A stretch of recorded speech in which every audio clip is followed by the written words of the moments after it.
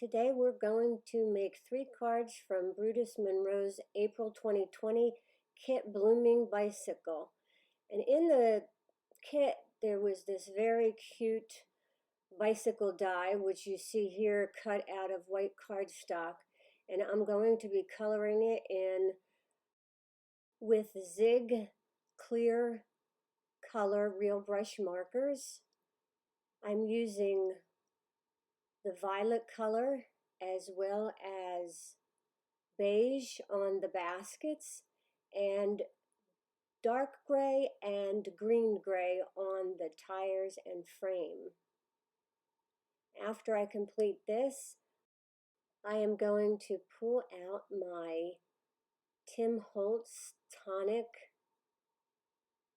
paper trimmer and trim the print to approximately a 1/4 inch less than the final card base, which would be 5 1/4 by 4 inches.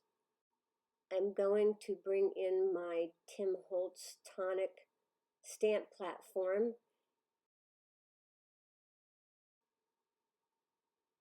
mount the print on a little piece of tape, which will help hold the print in place because I will have to stamp some of the sentiment twice to get a good impression.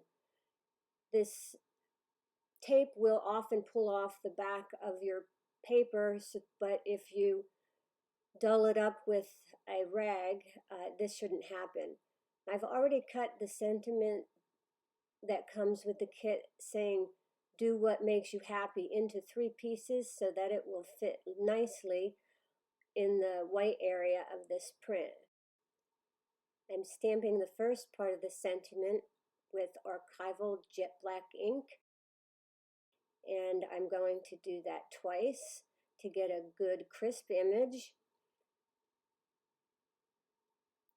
Now I'll be coming in with archival ink in the color Majestic Violet to stamp the word happy. I've mounted that bicycle on very thin strips of foam tape to pop it up off of that print, and now I'm going to add foam tape to the back to pop that up off of my pre-cut purple shimmer paper there.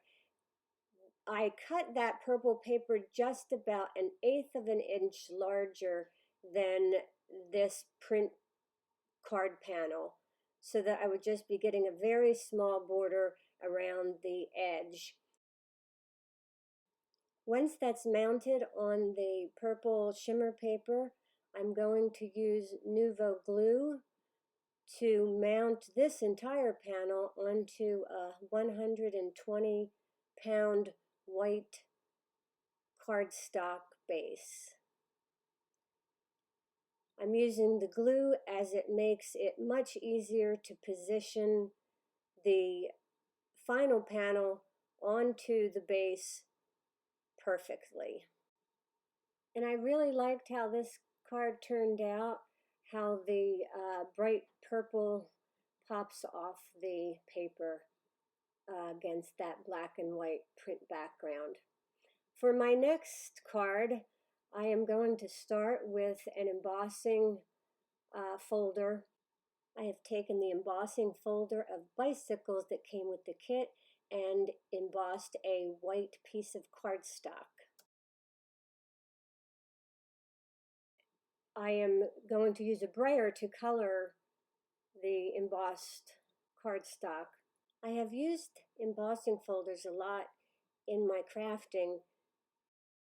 However, I always hesitate to color them because when I do, it seems that whatever technique that I'm using never seems to fail to get the color in the areas that I don't want it to be.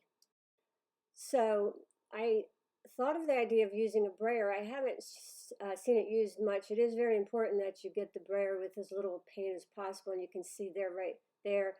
Actually, I did get some paint on the debossed areas, but here, as I turn it over, it's a little easier to do on this side of the embossing folder because there is much more embossed area than there is debossed area.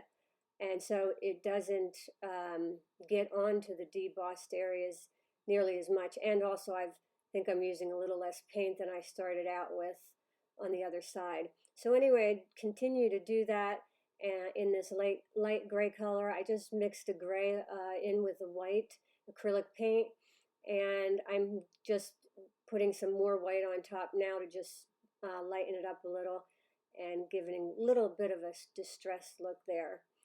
After I have this completed, I am going to cut out a piece of, I believe it's 3-inch white cardstock, and I'm going to place that in the middle of the embossed panel and glue that down.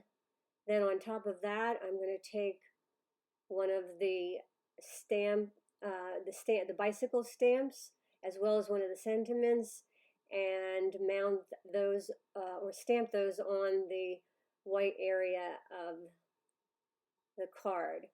So I'm going to be stamping in, I believe it is archival ink black, yes.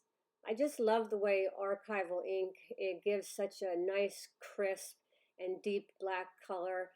The only bad thing about archival ink is that it does stain your stamps, and you won't get away from that. But if you don't mind staining stamps, and I don't, actually I do, but I'll give it up for a nice, clean, crisp impression, which I'm going to get here. Now, once I've done that, I'm going to do that actually a couple times on my Tim Holtz platform, and to get a very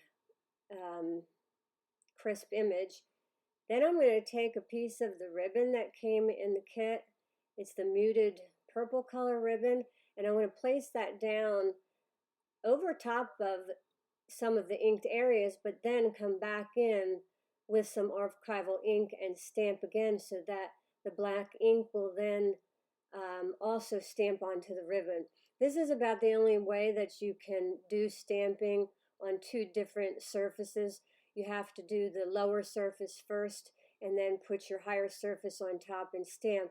Otherwise, if you try to do it all in one step, you will not get a good impression just in those areas on either side of the raised surface. So here I'm just completing that with a second stamping onto the ribbon.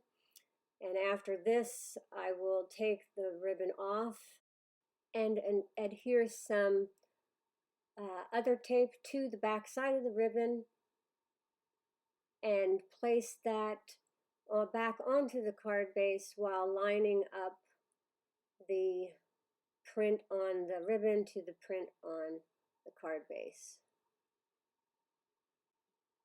And just wrapping some of the ribbon around the back of the card.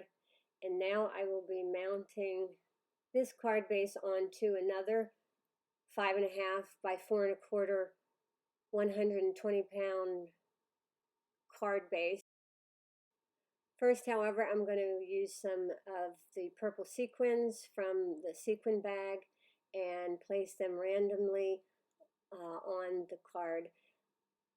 I don't believe the video shows it, but I also did go in and color the little flowers on the bicycle with a purple purple alcohol marker from Copic, and that just added a lot more color. I took a long time here to decide how I was going to place the sequins, and eventually decided on that, and then just adhered them down with some glue, Nouveau. I believe I'm going to use Nouveau glue, and then in the center of those sequins I put some Nouveau silver lining drops. Once I started to mount this on the white card base, I didn't think that it quite had enough. It needed a little something else.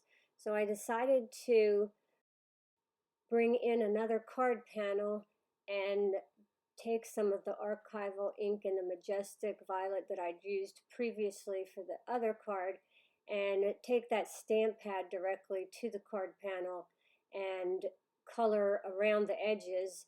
And once those edges are colored, then I'm going to take that embossed folder or embossed card and mount it onto the purple colored card panel, and mount the entire panel onto the card base. And that completes my second card. Now for my third card, I'm going to start with card base using the aqua colored paper that came in the card kit. I'm stamping two of the gorgeous clouds that came in the kit with Versamark and embossing them in white. I believe that's the alabaster white that is also made by Brutus Monroe that I've had in my stash, and it gives you a very fine, crisp, embossed image.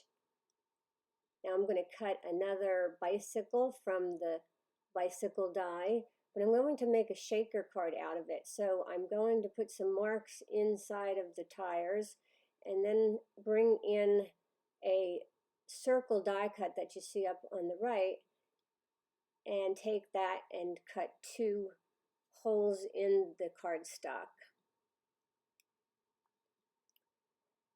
In order to make a shaker, I'm just going to add some acrylic and adhere those down with tape. And once that's been completed, I'm going to pop the entire card up on foam tape, which will give me some room between the card and the card base, the card panel and the card base, to put some sequins into the shaker area.